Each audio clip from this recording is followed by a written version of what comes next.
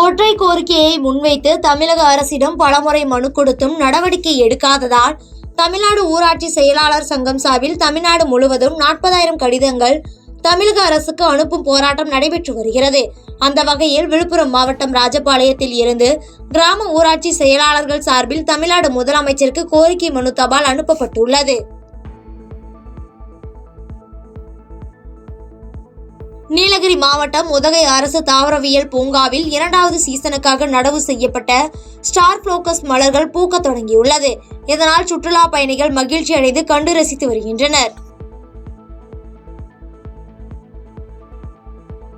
காஞ்சிபுரம் மாவட்டம் ஸ்ரீபெரும்புதூர் அருகே பாஜக பொறுப்பாளர் எச் ராஜாவை கண்டித்து ஸ்ரீபெரும்புதூரில் காங்கிரஸ் கட்சியினர் கண்டன ஆர்ப்பாட்டத்தில் ஈடுபட்டனர். இதில் 100க்கும் மேற்பட்டோர் கலந்து கொண்டு கண்டன கோஷங்களை எழுப்பி போராட்டத்தில் ஈடுபட்டனர். திண்டுக்கல் அருகே 1000 ஏக்கர் விவசாய நிலங்களுக்கு செல்லக்கூடிய பாசன கண்மாயிலில் கிராவல் மண் திருடப்பட்டு வருகிறது. இதனைத் தொடர்ந்து ஆட்சியர் மற்றும் பொதுப்பணித்துறையினரிடம் மனு அளித்தும் எந்த நடவடிக்கையும் எடுக்கவில்லை என விவசாயிகள் வேதனை அடைந்துள்ளனர். கரூர் தாந்தேனி மலை அருகில் உள்ள தனியார் மஹாலில் மது மற்றும் போதை ஒழிப்பு மகளிர் மாநாடு கரூர் நகர பொறுப்பாளர்கள் மறுசீரமைப்பு குறித்து மாவட்ட செயற்குழு கூட்டம் விடுதலை சிறுத்தைகள் கட்சி சார்பில் நடைபெற்றது. பொள்ளாச்சி நகராட்சியில் பொதுமக்கள் அடிப்படை பிரச்சனைகள் தீர்க்க நகராட்சி நிர்வாக அதிகாரிகள் நகர்மன்ற தலைவர் தலைமையில் ஆய்வு மேற்கொண்டனர். இதில் வடுக்காபாளையம் நடுநிலை பள்ளியில் அடிப்படை வசதிகள் குறித்து ஆய்வு மேற்கொண்டனர். கடலூர் மாவட்டம் பண்ருட்டியில் போக்குவரத்து காவல்துறை சார்பில் சாலை பாதுகாப்பு வார விழாவையொட்டி பண்ருட்டி போக்குவரத்து போலீசார் சார்பில் தலைக்கவசம் அணிந்து இருசக்கர வாகனம் ஊர்வலம் நடத்தி விழிப்புணர்வை ஏற்படுத்தினர். இதன் முன்னதாக ஊர்வலத்தை பண்ருட்டி உட்கோட்ட காவல் கண்காணிப்பாளர் ராஜா கொடியசைத்து தொடங்கி வைத்தார். குமரி மாவட்டம் செருகோல் ஊராட்சிக்குட்பட்ட கிழங்குவிளை புளியன் விளை பகுதிகளில் நிலச்சரிவு ஏற்பட்டு வயநாட்டை போல ஆபத்து ஏற்படும் அபாயம் இருப்பதாக அப்பகுதி மக்கள் அச்சமடைந்துள்ளனர். இதனால் ஆபத்தாக இருக்கும் பாறைகள் மற்றும் மண்ணை அகற்ற பொதுமக்கள் கோரிக்கை வைத்துள்ளனர். நாங்கள் இந்த புளியன் விளை பகுதியில் இருக்கோம். எங்களுக்கு இந்த இடம் ரொம்ப ஆபத்தாக இருக்குது. நான் ஒரு 7-8 வருஷமாக எங்கள் வீட்டு பின்னாடி இந்த பாறை மறைஞ்சு விழுந்ததில் நான் இடம் மாறி வீடை விட்டு இப்போ வெளியே வந்திருக்கேன். 7-8 வருஷமாக வெளியே வந்திருக்கேன். எங்களுக்கு இந்த மலை ரொம்ப ஆபத்தாக இருக்குது. இது இப்போ இந்த 4 வழி சாலையை கவர்மெண்ட்டே இது எடுக்கிறதுக்கு ட்ரை பண்ணுறாங்க. ஆனால் சில வெளி ஆட்கள் இங்கே பயங்கர இடையூறு பண்ணுறாங்க. அது எப்படியாவது இதை எங்களுக்கு எடுத்து மாற்றி தரணும். கடலூர் மாவட்டம் சேத்தியாத்தோப்பு அருகே இளஞ்செழியன் என்பவர் உடல்நலக் குறைவால் உயிரிழந்தார். இதனைத் தொடர்ந்து மேலும் இவரது மனைவி வீரம்மாளும் இரத்த புற்றுநோயால் உயிரிழந்தார். இவர்களுக்கு 4 பெண் பிள்ளைகள் உள்ள நிலையில் ஆதரவின்றி தவித்து வருகின்றனர். இவர்களுக்கு உதவிக்கரம் நீட்ட அப்பகுதி பொதுமக்கள் கோரிக்கை வைத்துள்ளனர். திருச்சியில் சேது எக்ஸ்பிரஸ் ரயிலில் இருந்து தனியாக 3 பெட்டிகள் கழன்று ஓடியதால் பரபரப்பு ஏற்பட்டது. இதனைத் தொடர்ந்து அங்கு விரைந்த ரயில் நிலைய பொறியாளர்கள் உடனடியாக ரயில் பெட்டிகளை இணைத்து சென்னைக்கு ரயிலை அனுப்பி வைத்தனர். மயிலாடுதுறை மாவட்டம் குத்தாலத்தில் உங்களை தேடி உங்கள் ஊரில் திட்டத்தின் கீழ் முகாமில் மாவட்ட ஆட்சியர் மகாபாரதி இன்று காலை 9 மணி முதல் நாளை காலை 9 மணி வரை 24 மணி நேரமும் தங்கி ஆய்வு நடத்துகிறார். ஆய்வின் தொடக்கமாக குத்தாலத்தை அடுத்த நாகமங்கலம் கிராமத்தில் அமைந்துள்ள வேளாண் விரிவாக்க மையத்தில் மாவட்ட ஆட்சித்தலைவர் ஆய்வு மேற்கொண்டார். தொடர்ந்து அப்பகுதியில் உள்ள விதை பண்ணையை அவர் பார்வையிட்டு ஆய்வு செய்தார்.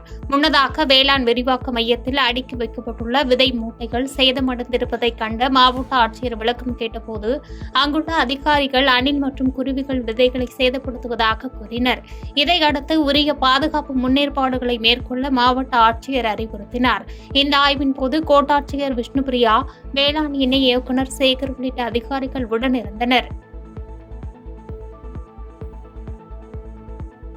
வேலூர் மையப்பகுதியான கிரீன் சர்க்கிள் பகுதியில் நாள்தோறும் கடுமையான போக்குவரத்து நெரிசல் ஏற்பட்டு வரும் நிலையில் நோயாளியுடன் வந்த அவசர ஊர்தி ஒன்று போக்குவரத்து நெரிசலில் சிக்கி தவித்தது.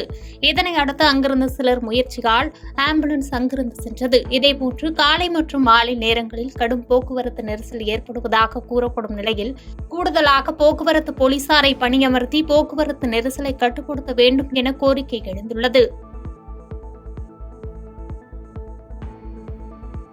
கரூர் மாவட்டம் குளித்தலை அருகே மகளிப்பட்டியில் இன்று முதல் அரசு நகர பேருந்து நேரம் மாற்றியமைக்கப்பட்டு வரும் என கூறியதால் ஆவேசமடைந்த பள்ளி மாணவர்கள் மற்றும் பெற்றோர்கள் நகர பேருந்தினை மறித்து மறியல் போராட்டத்தில் ஈடுபட்டது பரபரப்பை ஏற்படுத்தியது. தகவல் அறிந்த லாலாப்பேட்டை போலீசார் போராட்டத்தில் ஈடுபட்டவர்களிடம் அமைதி பேச்சுவார்த்தை நடத்திய பின்னர் அனைவரும் அங்கிருந்து கலைந்து சென்றனர். ஊதிய உயர்வு, தொழிற்சங்க அங்கீகாரம் உள்ளிட்ட பல்வேறு கோரிக்கைகளை வலியுறுத்தி 10வது நாளாக சாம்சங் தொழிலாளர்கள் போராட்டத்தில் ஈடுபட்டு வருகின்றனர். இந்த போராட்டத்தில் அனைத்து தொழிற்சங்கங்கள் சார்பாக சென்னை வள்ளுவர் கோட்டத்தில் சாம்சங் தொழிலாளர்களுக்கு ஆதரவாக கண்டன ஆர்ப்பாட்டம் நடைபெற உள்ளதாக CITU மாநில செயலாளர் முத்துக்குமார் தொழிலாளர்களிடையே தகவல் தெரிவித்தார்.